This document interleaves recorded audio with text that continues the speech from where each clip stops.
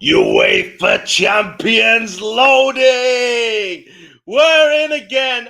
We are back with another show. Yes, another one, as DJ Khaled would say. Another one. We're back again, Kloppzone.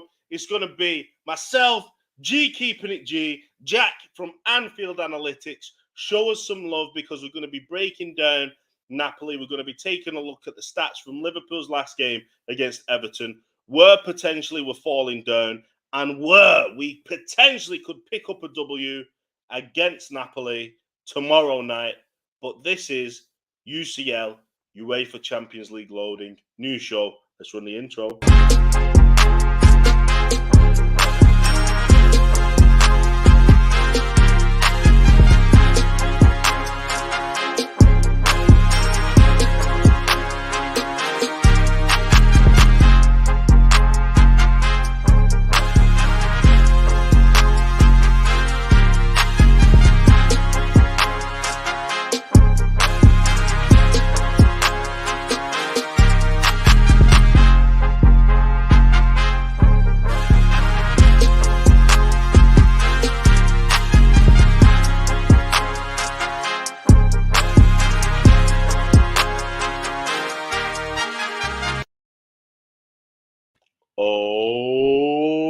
Okay. Here we are. Why has G like disappeared? Wow. We can hear you, G. Can you hear us? Yeah, my camera's on. It's a black screen for me. It's just a black screen. Let me remove you. Get out of here. Let me see if I can get you back on. Oh, G, you're not coming on. You're just a black screen. I'll tell you what, G. There we go. Jump out. It's coming back in. Beautiful. Jack, we're here. UEFA Champions League loading. UCL. Is it UCL, though? Is it UEFA Champions loading? Can we, Jack, get our hands on number 7 this season? I mean, I would love to. We were so close last season. So, I mean, I love the European Cup. It's my favourite. I mean, I'd prefer to win that over the Premier League, personally. But it's going to be tough this year, definitely, especially with the likes of Bayern now and Real Madrid. The top teams that have bought good players. So it's going to be tough. It's going to be very, very tough this season. G, but like I just said, UEFA Champions loading, is it going to be number 7? The stars in the corner, it's got the little circle, whatever it's called. Oh, snap, I didn't even realise. No, it won't be, but I like that. I like that. See what I mean? You see the little things, G? The little things, you just thought I'd put a few stars in there to make it look pretty. I'm thinking all the time. UCL, not UEFA Champions League. UEFA Champions loading. Number 7 is loading for this season. This is a new show that we're going to bring to you. But guess what? It's going to have a similar vibe to another show that we do. But it's got a different name, so it can't be the same show. Can it? Surely not. Definitely not. Let's say hello to everybody in the comments. Azan Ghoul says number 7. Incoming. G's favourite man in the building, RJ. Me too. UCL over PL every time. That's what we're going to have to be hoping for this season. UCL over P. We've got to. Miles says hi. Frankie is in the building. Alex Frank, good evening from Spain. Viva el Español. Are any Spanish teams playing tonight? It doesn't matter because you're in the building with us. That's all that matters. Don't go and watch any other Spanish team because this is where it's at tonight. Bogdan saying, I want the Champions League this year. Real in the knockout rounds in 2 games before the final. Do you know what? It could happen. And I said before, Jack, do you know why I think it could happen? Because we only need to win 50% of our games and we could still win the Champions League. So the odds may be in our favour, Jack, given that we've got Fortress Anfield. Yeah, I mean, the last time we had Real Madrid in the before final was a couple of seasons ago. We got knocked out, and we couldn't win at Anfield. But yeah, I think in general, two-legged affair, we seem to do pretty well, especially with Anfield. We do. Forfeit, saying Azan. You know what? The forfeits are coming before the game against Wolves at the weekend. Forfeit, statistically speaking, We're going to bring the wheel of forfeits out. And I don't know who has a forfeit this week. It's you. What was your betting banker last week, G? I actually can't remember. What was it?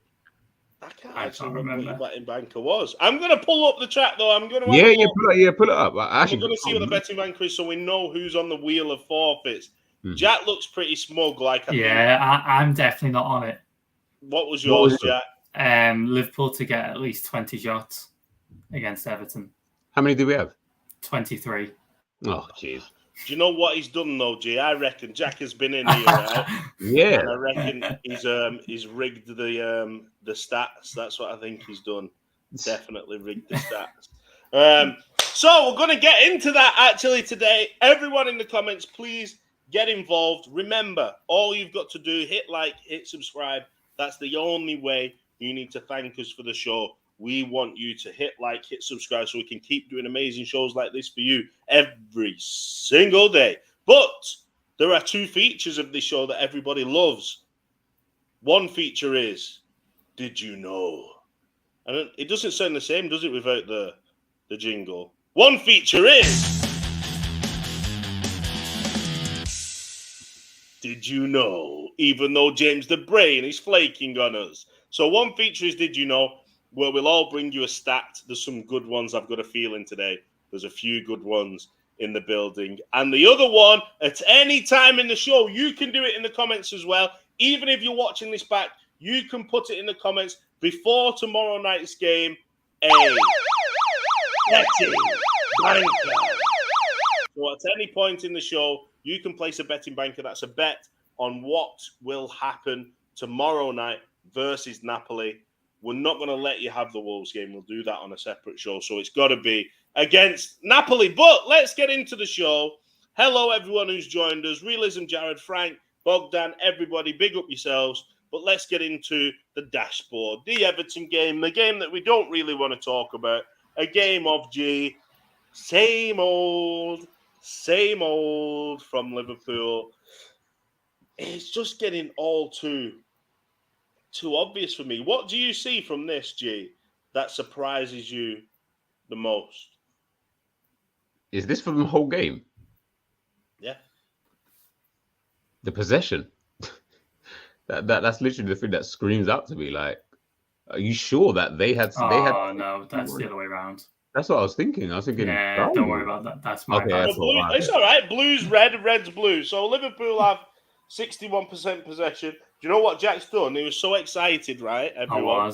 He was so excited that he won the betting banker.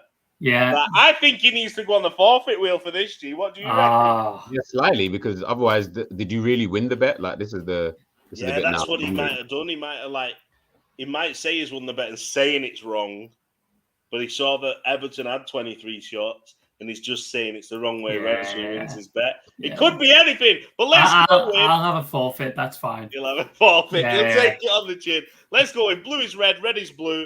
Apart from, I'm guessing, Jack, that everything else is just the stat grid at the top. Correct, everything else is fine. Everything else is right. So blue and red at the top swap round. So Liverpool, 61% possession, G, 23 shots. Again, 8 on target. This shooting accuracy it's not good enough. Look at it, man. Like 35%, bro. It's to be fair, I feel like we're going to be saying this really and truly for most games that we have between now and the World Cup at least. You know, 35%. It's really, really bad. And it's only been that Bournemouth game where I'm assuming it was obviously a lot higher. Obviously, if we scored 9 goals. So to see that we've only had 35%, are we taking too many shots from positions that we don't, necessarily need to? Are they, are we getting in that kind of position where we are taking like selective shots? Are we just taking shots for the sake of taking shots? Like, it seems to be every game that this is happening where the percentage of shots on target seem to be so much lower when you then compare it to how many shots we're actually having in game. You can't have 23 shots and scored 0 goals. That it makes no sense. I'd rather you have 0 shots then, because you've done literally the same thing. I'd rather just keep the possession than, and just play with it that way. So definitely that's something that I feel like we got to highlight. So true. Bidders is in the building. Big up Philip Bidwell. It's a gamble, but I'm saying betting banker will score our first goal in Naples ever. Jack's got a smirk on his face like that. That was going to be mine. That was going to be Jack's. I'll let him have it. I'll let Philip have it. Oh, we might have to put it. I might let you have it later, but right now you're on the naughty step. What we'll do is we will let everybody place their betting bankers later. Great betting banker there. But look, Chelsea stink the place out this season. 1-0 already to Dynamo Zagreb. Where's Assad? And we think things are bad. Jack, looking at the dashboard again, one thing I really want to highlight here is the fact that you can see on this passing network for Liverpool, so if everyone looks at the red passing network, number 27 at the top, Darwin Núñez. Mm-hmm. Previous games, we've seen a little bit more cohesion, a little bit more chemistry in our play. Not a lot, but we've seen more because of Bobby Firmino. Bobby's position is way lower than what Núñez is. Look at Núñez and Diaz. It's at the minute, when you watch them, it's like nobody knows what their role actually is in that front three. Is it to go wide? Is it to come central? Diaz and Núñez are just getting in each other's way. Whereas when Bobby's on, he's picking up that nice space in the midfield. He's drawing centre-backs out. And that's when we see Diaz. That's when we see Salah at the strongest. Yeah, I mean, usually we have all 11 players going into the game. And we use all 11 players to actually build up our play to get towards the goal. But with Núñez in there, it's kind of like taking a man out. And we've got 10 players now to do that, and he's just the end product. I think from that game I read from Andrew Beasley, he was saying that Núñez, even though he's not involved in the game a lot, when he is, he's kind of quite effective, really, because he's taking a shot every 3 touches or something. Yeah. But it kind of negates what the type of stuff that Bobby brings to the team. And that's so true.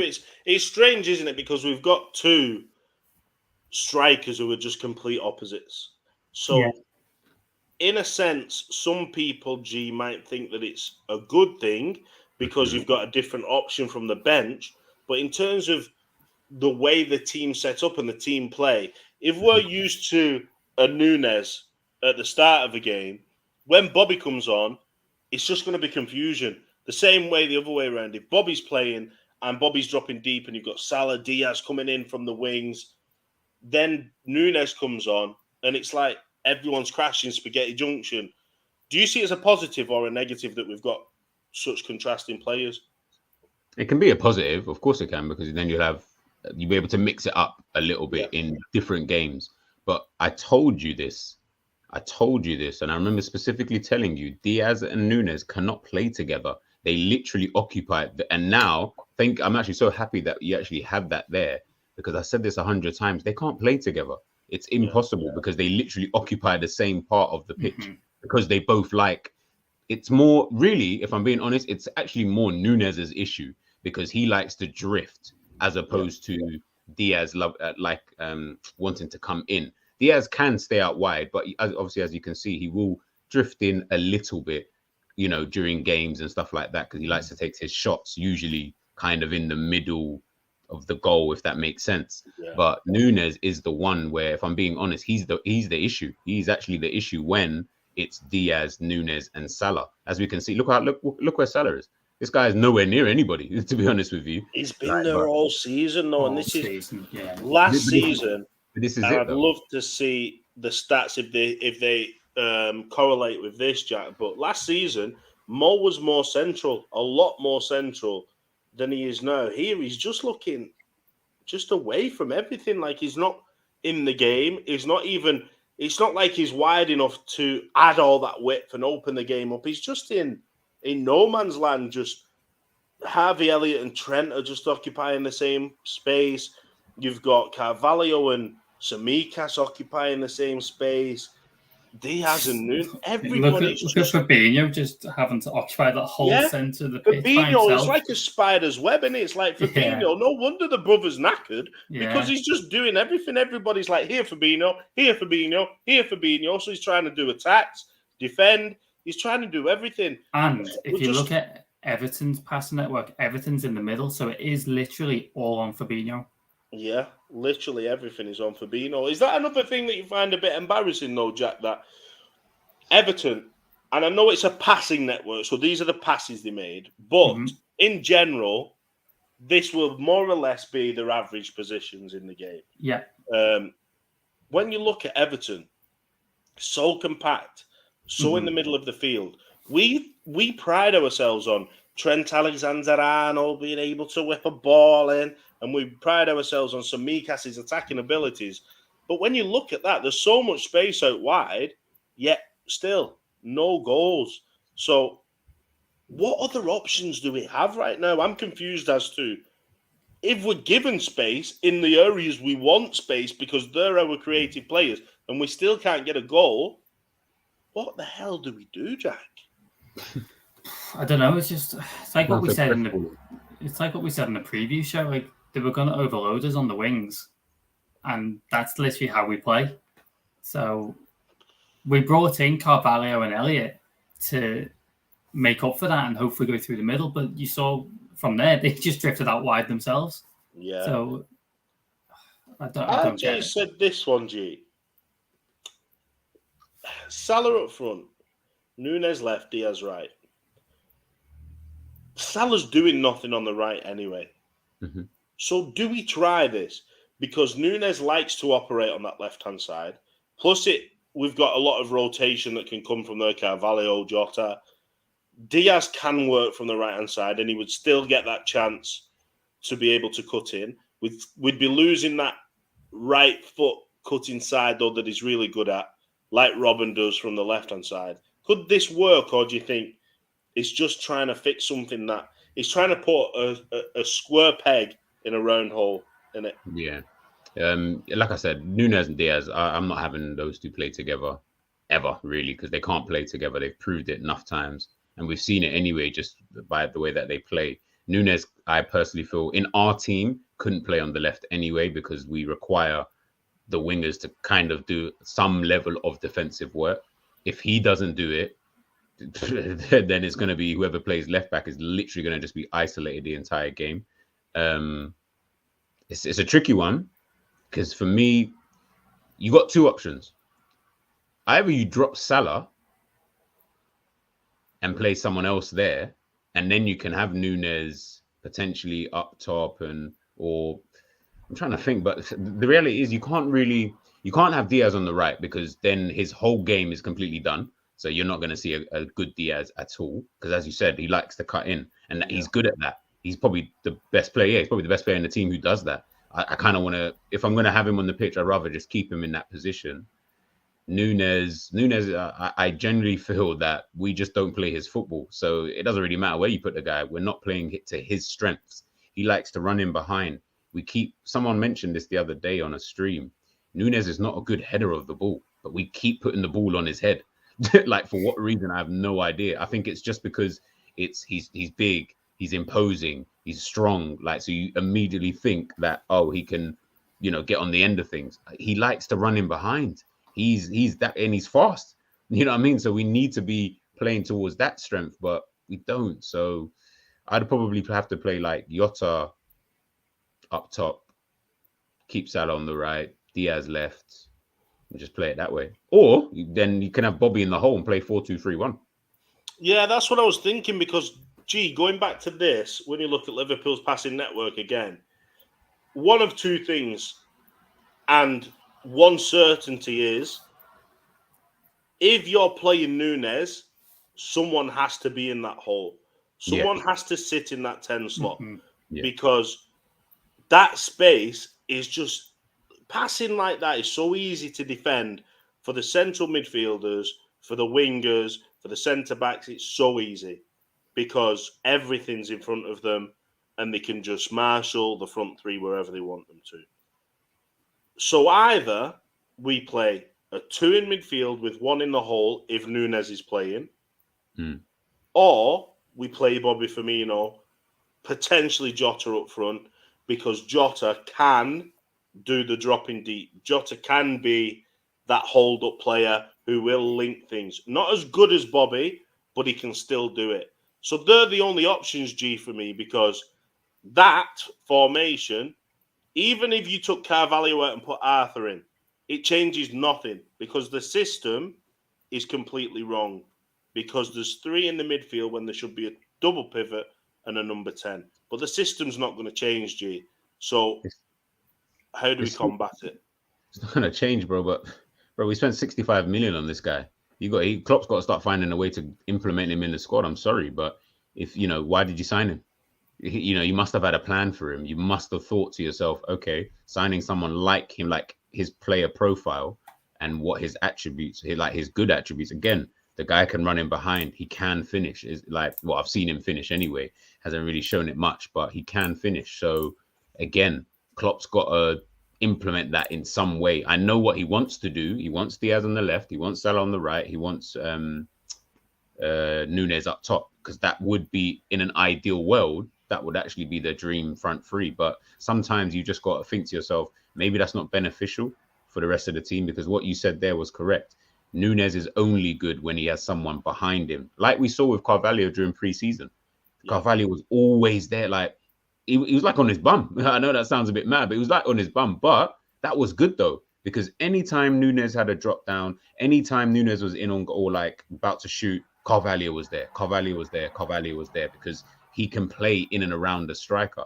So either he's got to figure out a way to play with Nunes, or he has to change the tactics. And we need to stop having Trent just kick the ball long, because that's all he's doing, kicking it long. Salah can't really run. Nunes is just getting barged off the ball. It's not really there's no cohesion there at all.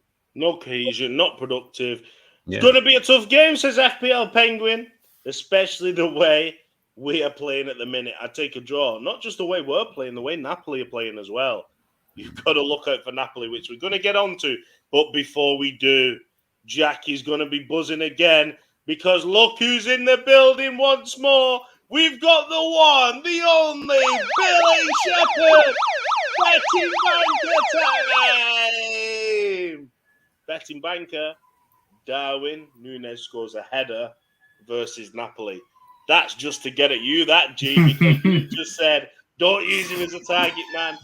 I would, as Kevin Keegan said, G, I would love it. I would love it if Darwin Nunes gets a header against Napoli. Hey, if he gets it, great. You know what I mean? That means we're probably likely to win, but the reality is that's probably super unlikely to happen. So it'll be fun to see. It'll be fun to watch. It will be fun to see. But, Jack, we're talking about opposition. This Napoli side are a side to look out for. We don't like going to Naples in the first place. Then you've got this setup. They're a team who know what their job is. They're a team who are well-oiled.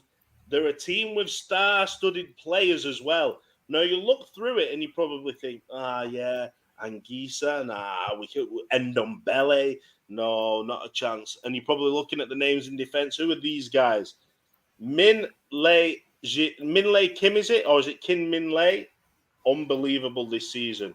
Was he the top, G, did we say before on Jerry James' show, for the headers in Serie A? So the top in aerial duels in Serie A. So Billy might want to take that heading bet back, because Min Lei Kim, he's on it. But Jack, this is the definition of a well-oiled team.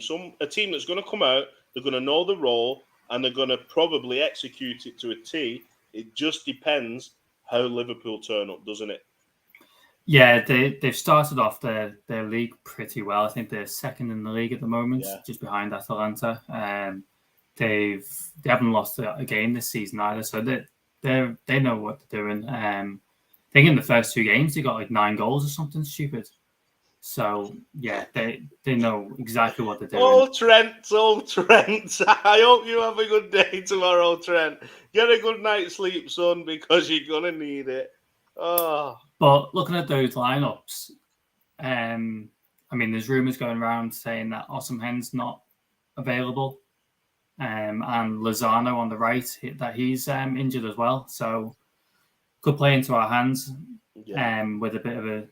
especially the Osimhen, because he's played every single game. It looks so dangerous, so sharp. Especially with him not playing, that might play into our hands because physical, fast, something we don't like as centre-backs. Lozano, top-class player, but maybe not as much because, like we've seen, Politano can come in. Elmas will probably come in and start if he's not available, and he's a top-class player too. So they've still got quite a bit of strength in depth, G. And I'm not too hopeful, G. I'm not going to lie. I'm not too hopeful for tomorrow. It's one of those. We're not hopeful, obviously, just due to our form and the way that Napoli are playing at this current moment in time. Obviously, as you said, they've had the two players who might not be playing. Will that play into our hands? Just depends. I feel like a team like Napoli, if they don't have those two players, that just means that they won't focus on like their attacks around those two players. I feel like KV, I'm not going to call him, I don't know how to say that name. KV, I feel that he's the danger man. He's the one that we really need to look out for. And the only reason why I say that isn't, he's a great player. That, like, I'm not saying that he isn't, but the only reason is just because of how Trent has been recently. If Trent was on song, I wouldn't even be too bothered about the guy like that. Not to say he's not good, but because of the way that Trent's been playing, that is my worry. Playing against someone like this who might be able to find pockets of space, in behind Trent and things like that, is that going to play into their hands? They might want that, so that's kind of where I'm at in terms of that side of the pitch. But right side, if Lozano's not playing, maybe we can focus a bit more down that side. Obviously, with their right being our left, so Diaz maybe might become a bit more focused on someone like a Diaz or whoever. You're saying this, because we'll go on to, let's have a look then at the attacks for and against for Napoli. When you look at their attacks, like we've said before, they like to distribute it pretty even. Apart from the first game, pretty even distribution. But like you said, preferring to go with Kvaratskhelia down the left-hand side. But then we look at where opposition have attacked against them, and that's very even. Does that just show that they are a well-drilled defensive team? I'd say maybe the left-hand side might be more productive for Liverpool tomorrow with Diaz, as seen in the first game, second game. The right is where they are weakest. And Diaz on fire at the minute, so maybe we'll get a bit of luck down that side, G. Yeah, and I could see, even just looking at that, so I'm thinking, we're going to have to probably play down our left a bit more. Does that mean Tsimikas plays? Does that mean Robbo plays? That's probably the question that Klopp's got to probably ask him. Who would you play, G? After seeing that, Tsimikas. Because then I know going forward, if they're conceding most of their attacks down that left-hand side, I don't feel like Robbo would be the one that I'd want to use in that position, just because like I said, if it's going to be someone who needs to get the ball in the box, but then it might come into play who goes up front. And I really don't know. Honestly, I'm actually really baffled even just looking at it. I'm so confused about what might happen tomorrow because Liverpool's lineup, Jack, isn't nailed on. We've got Jota coming back into it. There's Matip available. I wish Mata was available right now. Matip's available. Thiago's travel with the squad. There's a lot of players available now, but we just don't know. Is it going to be a case of James Milner, Fabinho, Thiago? Is it going to be Milner, Elliott, Fabinho? Are we going to see something predictable from Klopp, do you think? Or do you think he'll see this as a chance to experiment while he's got the chance? I mean, I would kind of experiment at the moment. It's the first game of the group stage. It's the hardest game probably of the group stage as well. Yeah. And I think whatever midfield he puts in, I don't think we're going to get beat 3-4-0 or anything. So I don't think goal difference would be an issue. So I think it could be a time just to experiment with that midfield, even playing like Arthur or someone in there, seeing how that goes. I do think Milner will play. And personally, I'd play Robbo left back. I think he's got a better end product than Tsimikas. Oh, that's a big statement. That is Mr. Jack, the stat man. I'm not even going to ask him why, because he'll probably pop out some crazy stats. He'll probably like, well, actually, completion in the final third is da-da-da-da. So I'm not even trying to challenge you on that one, Jack. But when I look at this is what worries me most. Look how, for want of a better word, sexy that is. That is a hella sexy passing network. When I look at that, Sexy. When I look at that, it's like you when you think about Lionel Messi, and we all know what you said when you think of Lionel Messi. But this passing network, compared to Liverpool's, let me just get Liverpool's up again. So Liverpool's there on the right. We've got 19 sitting on 16's face. We've got 28 up 21's backside. We've got 23. I know the players' names, by the way, but I'm just saying numbers so you can see them. We've got 23 holding hands with 27. Then look at this. Look at that one on the right-hand side. That one on the right is pretty nice to look at. I can't even lie. That's beautiful. That's poetry in motion. That's Tetris on paper. Do you know what I mean? Like, they slot in they know the role. That's a team that knows their role. They are confident in their ability. I don't know if that's very predictable to play against, but to me, that's a well-drilled team, G. Yeah, man. And it's like I said about when we was on the other stream about like Napoli, I think it's only 52% is the lowest they've had in Serie A in their games. And I think they drew 0-0 with Fiorentina in that game. And it's like when you're a team who could control games like that, get up and as you said as well, we come up against teams who like to sit in low blocks.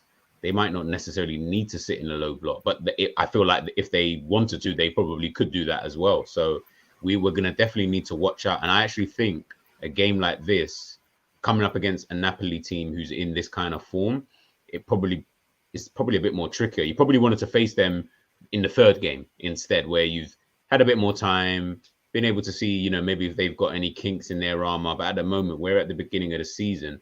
That's where I'm just a little bit. We've got hardly any players as it is, and no player is in form apart from Bobby. Bobby's probably the only player who's actually in some type of form. Do you get what I mean? Yeah. So it is tricky. It is honestly tricky. It's so tricky. Jack, when you look at this, it worries me because Liverpool seem to be a team right now who don't know what their role is. And where we are lacking is when we come up against a team that knows exactly what their job is. Look at Fulham. Look at Crystal Palace. They caused us so much trouble. Newcastle with a depleted team. Everton even, and that's under Frank Lampard.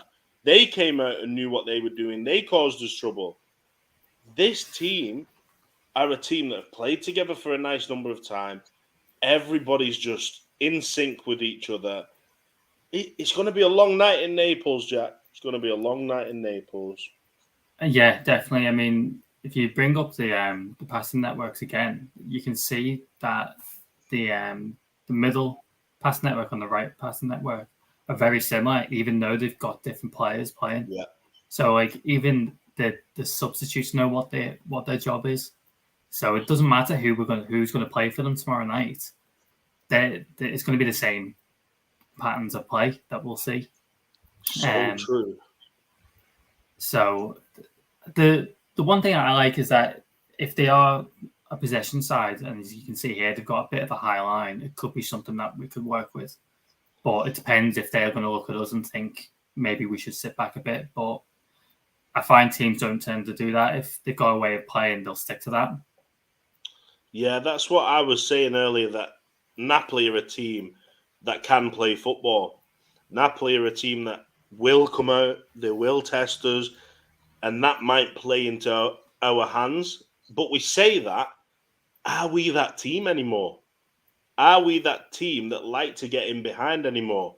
Gone are the days of Champions League quarter-final against Bayern Munich where Van Dijk could play a long ball over the top and Sadio Mane could slot one in. Gone are the days of the Red Arrows where Salah looked like he was ruthless and had so much pace. Even Firmino was getting forward. We seem to be a very slowed down team, a team that builds up slow, a team that creates chances by either 1-2s and then a cross into the box, or by individual class in and around the box. G, do you think a team playing out now is even going to play into our hands anymore? Or do you think, what do we play? What actually plays in? I'm thinking about this, right? And I'm trying to be really like PC about this. I'm trying to be really like friendly about it. But when I think about it, every team is hard for Liverpool to play against. Mm-hmm. We can't play against the low block. We can't play against the team that come out. We can't play against the team that play narrow. We don't like it if a team plays wide because then Trent's not got... What do we need to do? A team like Bournemouth that just switches off for a game and then we can win? Effectively, yeah. I mean, that'd be great if we can have Bournemouth every week. You know what I mean? Then I would say we win the league and Champions League together. But the reality is, it's style of play. Honestly, like we're gonna be saying this regardless every single week until it clicks into gear at some point in time. Whether that's players coming back, which I don't actually think is the real issue.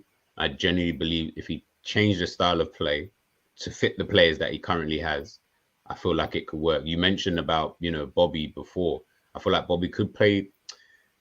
I don't want to say playing the 10 because I don't really want to make him a 10, but put him in the 10 or just put him in and around a striker, whether it's a Jota, whether it's a Nunes, put him in there. And I feel that you'll get a bit more joy in that attacking third as opposed to having someone else in there. It's going to be a tricky one, man. It's going to be. I think, Klopp's going to have a big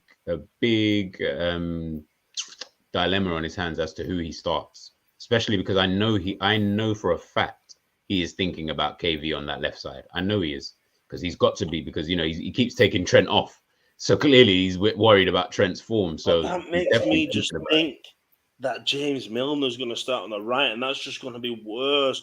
That I'm telling you now, Kvaratskhelia will tear strips out of. He doesn't play the full 90 though. He hasn't played a full 90 all season so far. Has he not?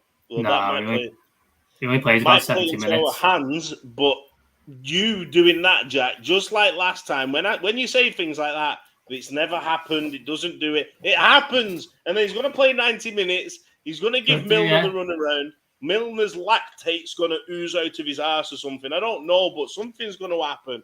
I don't know why I said that, G. I'm just like...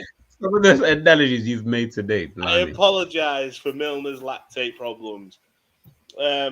Let's have a look at the comments, though. Before we get on to some betting bankers and some did you knows, let's take a look at the comments because we've got some good comments coming in. Azan said before that he would play Arthur, and then we've got Azan saying Thiago shouldn't be risked. It's easier said than done, isn't it? Like, Thiago shouldn't be risked, but who do we have? Like, who else do we have? If Thiago is fit and 100% healthy, are you playing him, G? Or are you like, just please, keep Thiago fresh, save him for the big games because I don't need him getting injured anymore? I'd prefer to start him, but if you don't, he has to play some part in the game. He cannot miss this game. I'm sorry. Because then the reality is you're asking him to come in against Wolves. That doesn't make any sense. I mean, I feel like Wolves probably might even be a tougher game than this game here. This is almost in my head a bit of a free hit. So you can kind of do that. I mean, Arthur has to start. There is no excuse for him not to start. If he doesn't, why did we sign him? Do you get what I mean? So he's got to play. Fabinho obviously is going to play. Then you're looking at either he plays 4-2 or 4-3. He might go 4-3 because I feel like he's going to play Elliott. I just have this feeling that he's going to play Elliott. So if that's the case, you're going to have to go Arthur, Fab, and Elliott in the middle to start off with. We could. That's what, like Arthur saying, like Azan's saying though, Arthur Fabinho double pivot with an Elliott in a 10. That's very like. If I saw on the team sheet Arthur, Elliott, Fabinho, I'd be like, I'm not sure. But then if I saw them set up in a double pivot with Elliott ahead of them, with Núñez on the pitch, then I'd be like, okay, this could be the answer. But like RJ's saying, Klopp, experiment. Stop. We're saying like all these hypothetical things, and the truth is, we're going to play 4-3-3 with a single pivot, with 2 number 8s either side who have to work hard. And you see it. And I don't know. Sorry, Jack's not. Jack, does that mean you want to play something? Yeah, go on. Yeah, John, that will be my betting banker. Okay, ladies and gentlemen, we have one in the building. We've got a betting banker, Jack. What's your betting banker? Liverpool to play a 4-2-3-1 with Bobby as the 10. Ooh. I feel like that's what he played in the second half against Everton. He did. He really did. Yeah, he did. Yeah, he did. Because Bobby at times was playing as an 8. Yeah. It was strange because at times it was like Elliott was playing the 6. Well, you saw him drop. Yeah, you saw him drop, and he just didn't look comfortable in that double pivot. I like that. Maybe that could happen. And I think if we are going to play a 4-2-3-1, that's how it will happen. And I think it may be Jota instead of Núñez if we play a 4-2-3-1. Do you reckon that's why Firmino's been dropping so much in recent games to kind of get used to playing that 10 role? That's a good shout. If it is, I'd be so happy because he is looking sharper. Do you know what? When he's playing as a 10, he doesn't drop as deep as when he plays as a 9. As stupid as that sounds, he stays in and around that midfield area. Whereas when he's a 9, sometimes he's picking the ball up where the centre backs are, where the 6 is. I would like to see it. We've said before that he's more effective as a 9, but if we're going to play Núñez, I'd like to see it. Would you mind that, G? Yeah. Right now, I kind of just take it and just to see if it would work. But I don't really want Núñez playing though. I'd actually rather see Diogo Jota, but that will contradict what I said before about spending so much money on a player and you're not actually starting him. So it is a catch-22, but it just comes down to how Klopp wants the style of play. Because as you said, we used to be red arrows. We're not that we don't play like that at all anymore. This is what we do. We're not red arrows anymore. We're castaway. Tom Hanks, Salah and Diaz speaking to that ball that he drew a face on in the film. What's it? Wilson. That's what Salah and Diaz are shouting because they're so isolated on their own on the wings. Wilson. Salah's beard isn't there because it's a fashion statement. It's because he's lost on this desert island with no facilities and nothing. Help a brother out. Help Salah.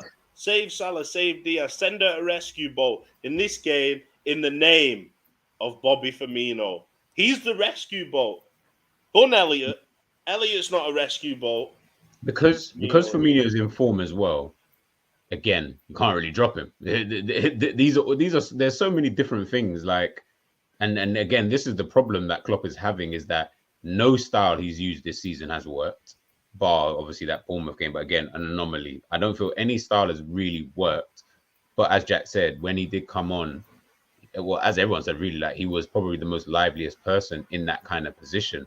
But the reality is, he can't play there full season because then what happens to every other? What happens to Thiago? What happens to Arthur? What happens to Fabinho? What happens to Elliott? What happens to There's all these other players who are supposed to be playing in that kind of 8 role. So what are we going to put Firmino in there? And then there's too many.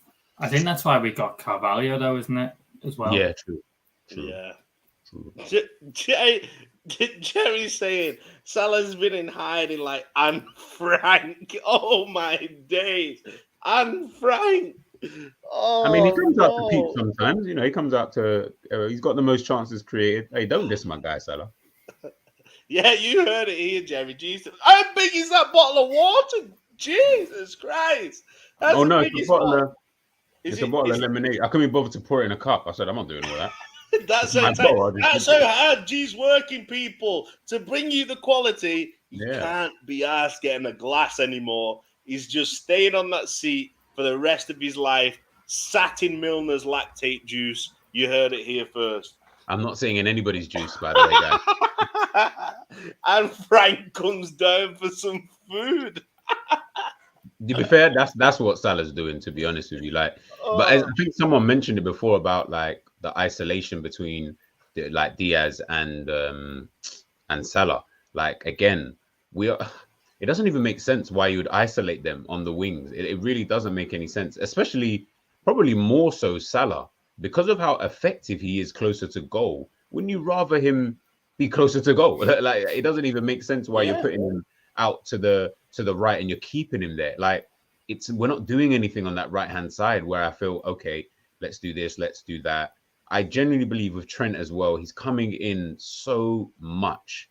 Like he wants to play central midfield. Like it's not making sense, bro. It's not making any sense. Jack, do you think like Salah was rubbing his hands together when this deal came in, when Sadio left, thinking, I'm the man now. I can go out and be the best I've ever been.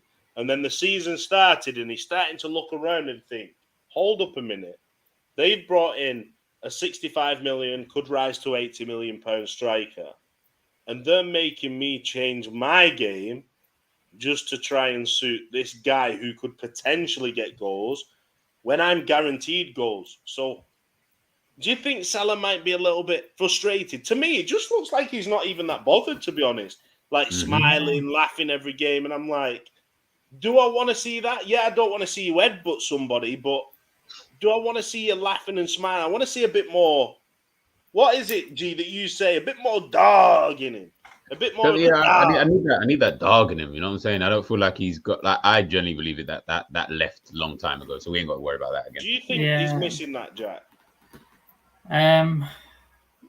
It's a difficult one, really, because there's been times where he's played exactly the same. I feel he's had the right face on him, and everyone's like, "Oh, he's not happy." Yeah.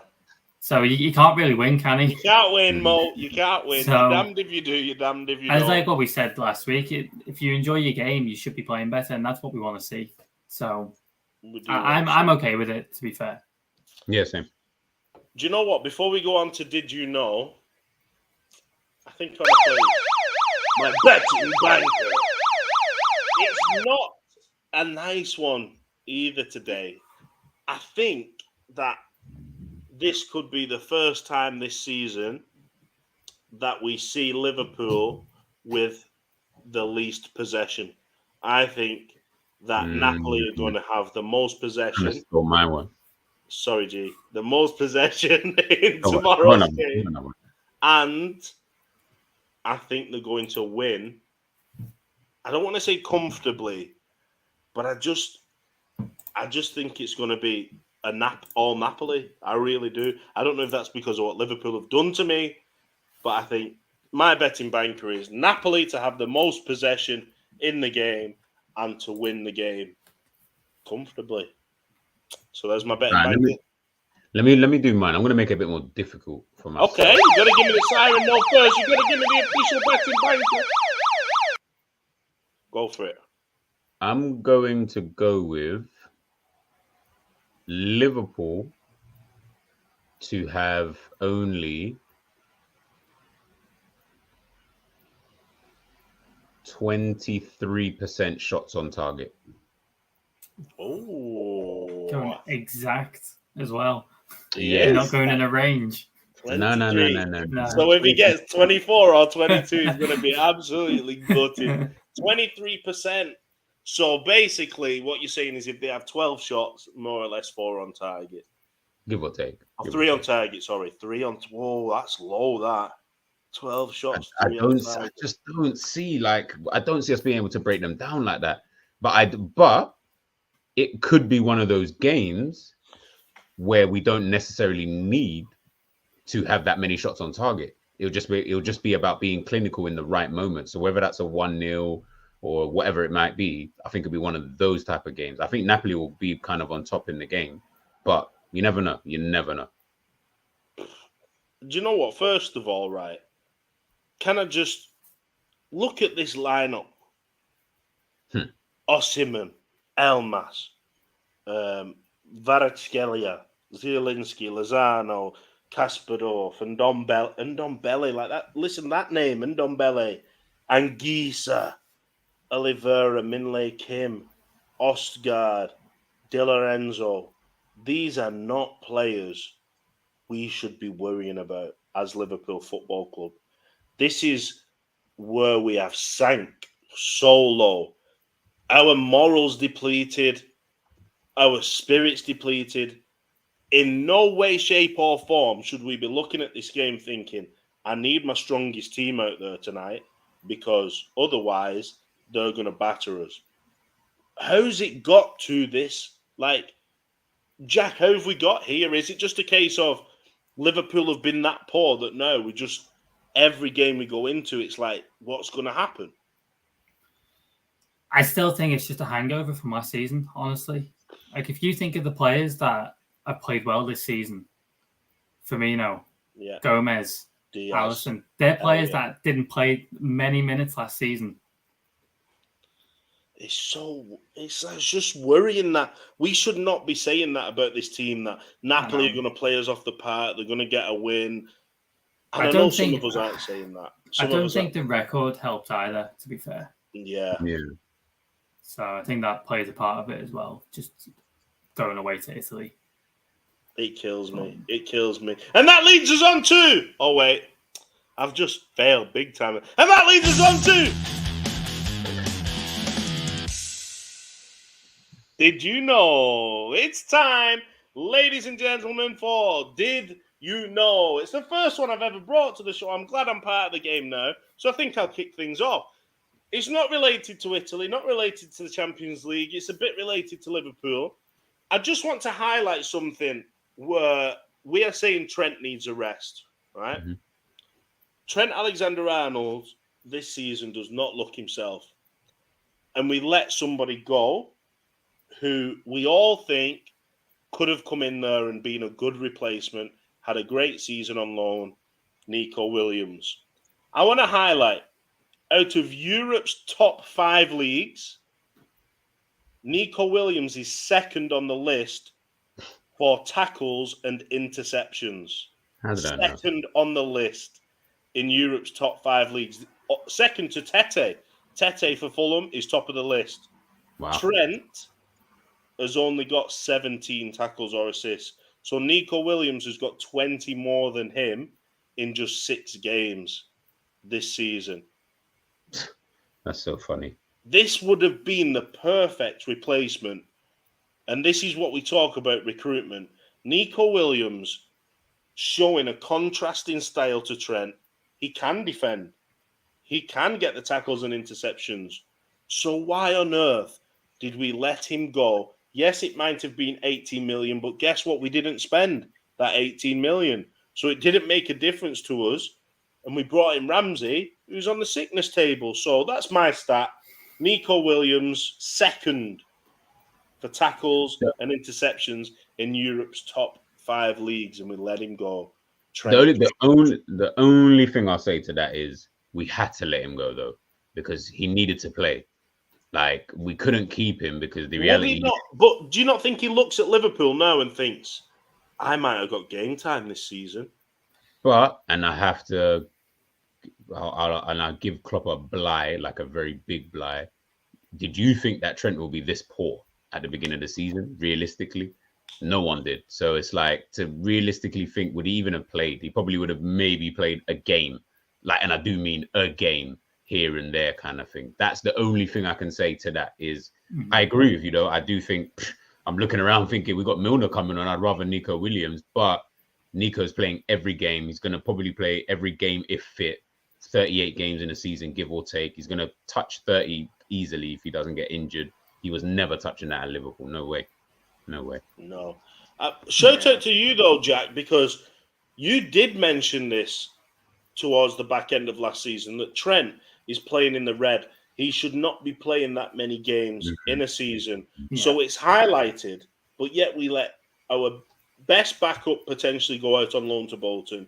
We sell our other best backup to Nottingham Forest and bring someone in who's not proven and who is injured. the only thing I can say is bad man management in that situation. It's not good business that for Liverpool, is it? It's like, well, to be honest, I agree with G. You can't really foresee these type of things happening. With the injury of Calvin Ramsey, you're not going to buy him and expect him to get injured and then Trent to have a poor start to the season. So it's just unfortunate, really. And I think Nico at the time, he was just at that time in his career where he's like, it's a make or break, isn't it, for him, where he's got to play full-time football. And he was never really going to replace Trent as a first 11 consistently. No, it was never. I don't think anyone is replacing Trent. I still think Trent is, for the next 10 years, going to be our first team right back. But we thought that about Robbo, and now look what's happening. We're seeing Samikas, slowly people saying, Samikas. Like, because they want. I knew you were going to say that as well. I actually just knew you know I was going to do that. But look who we've got, ladies and gentlemen. Mr. James the Brain. He's good enough for the comments, but not good enough to come in the show. The disrespect from him. Forfeit. 100%. We're all on the forfeit wheel this week. Mr. James the Brain saying, we're victims of our own success. And Nico wanted more first-team opportunities. Completely agree with that. Klopp wasn't a fan of Nico. That's why he left, said RJ. If only he was a fan now, then. If only he was a fan of him now. Did you know then, Jack? No. Yeah, Jack. Yeah, Jack. Because I always let Jack go last. Because I'm always like, yeah, it's going to be a good one, so we'll finish on it. Not that great today. I'm putting all the pressure on G today. So, Jack. Did you know? Yeah, so Liverpool have played 15 times in Italy on Italian ground and have only won 5 times since first one being in 2001. Wow. And did we do 2 last season as well? So we beat AC Milan last season and Atalanta. So 2 of them came last season. Yeah. In Inter and AC. Yeah, and then so the other 3 were Roma, 2000 and 2001, Inter Milan, 2008, and Udinese in 2010. That is. Oh yeah. That is so bad when you think about it. That bodes well, doesn't it? And we played Napoli 3 times away and never scored. Oh, amazing. Is this an example of all the times we've played Napoli has been more recent years? So yeah, I think we've played them. Have they all been under Klopp? No, one was in 2010 in the Europa League. 2010. And it was 0-0. But when you look at it, the way we play and the way Napoli play, it's what we always say, the blueprint to beating Liverpool. They're solid in defence, they're compact, they know the jobs. That's what we don't like. Physical as well. They're going to be first to every ball. So, again, they look better than they've ever looked before, in my opinion, Napoli. And we're talking about a Napoli team who had some top-class players when we played them in the past, but they look more like a team now than they ever have. Mm-hmm. And we look the worst we've looked in a long time. So this is why it just feels like a long day in the polls, G. A long day in the polls. 100%. I was just thinking of my did you know, because you kind of touched on it as you were speaking. Thank you very much for that, Ash. Sorry, here we go then.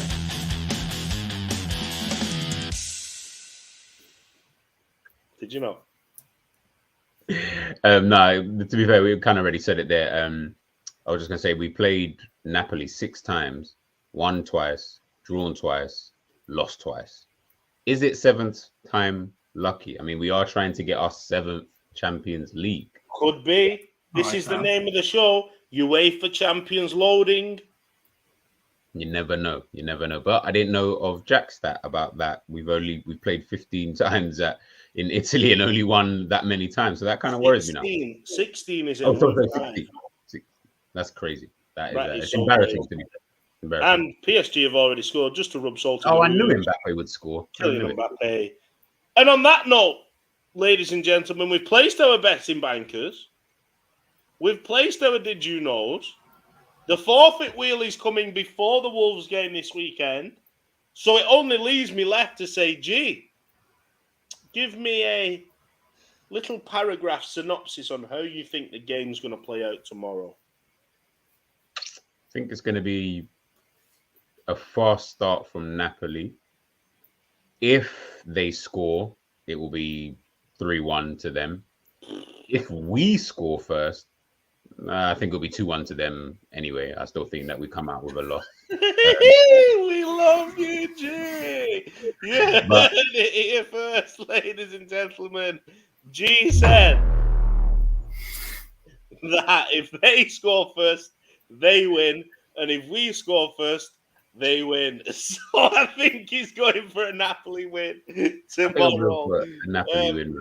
Statman Jack, what's your synopsis of the game? How do you see it playing out? I think it'll be quite tight, actually. I think probably a draw, 0-0, 1-1. I can see happening, which I've been made up with. Yeah, do you know what? I'd take a draw right now. Yeah. I did say 2-2, but I don't think we'll get that many goals given the record there. I can't see anything but a Napoli win, and I don't want to be negative, but I can't see anything other than a Napoli win. I see us starting fast, 5 minutes, like we always do, first 5-10 minutes, and then I send a message in the group chat. I'm like, whoa, Liverpool come to play today. And then guess what? All of a sudden, start slowing down. We start passing backwards and sideways. Then Napoli start to catch us on a counter every now and then. Then Trent starts reading, this is weekly, and then someone goes in behind him and they get a goal. Then we get one back, but we lose the game. 2-1. It's going to be, says Jerry, it's going to be tight, Italian style. Bring the lube, he's saying. So with Milner's lactate, with the lube, we should have enough to just slip through the cracks in Napoli. I need to join a different group. I feel this group is making me uncomfortable now. We'll start our own one, G. Yeah, I'm feeling very uncomfortable. Mini Cooper settings. It's not Mini Cooper settings. Smart Jerry, cars. Mini Cooper settings. That gets the job done. Mini Coopers get the job done. It's more like Robin Reliant settings. 3-wheeler job where we tip over on the side if we go too fast, like Mr. Bean. Mr. Bean settings. That's what I'm going for. Are we playing with our third kit? We shouldn't be because we should have the red kit. Red, yeah. But we do normally announce our kits just before we wear them. So maybe, but I think we're wearing the red kit. Sean Dock has just made it here, G. But unfortunately, Sean Dock, we are going on this note, G in 2010 settings. Tight chinos. And on that note, ladies and gentlemen, make sure you go over to Anfield Analytics, bringing you all the stats, Mr. Statman Jack over there. The link is in the description. Make sure you're following G Keeping It G, especially on TikTok, because you will get banged for your buck. And make sure you're following Kloppzone. We're going to bring you a Reds Alert show tomorrow, talking about finances, talking about all things happening at Liverpool Football Club right now. And as always on game day, we're going to bring you Hype Station 2. But, fellas, until next time, it's been a nice show. We've broke it down. Can Liverpool tomorrow do the Italian job? Till next time, you'll never walk alone. Peace!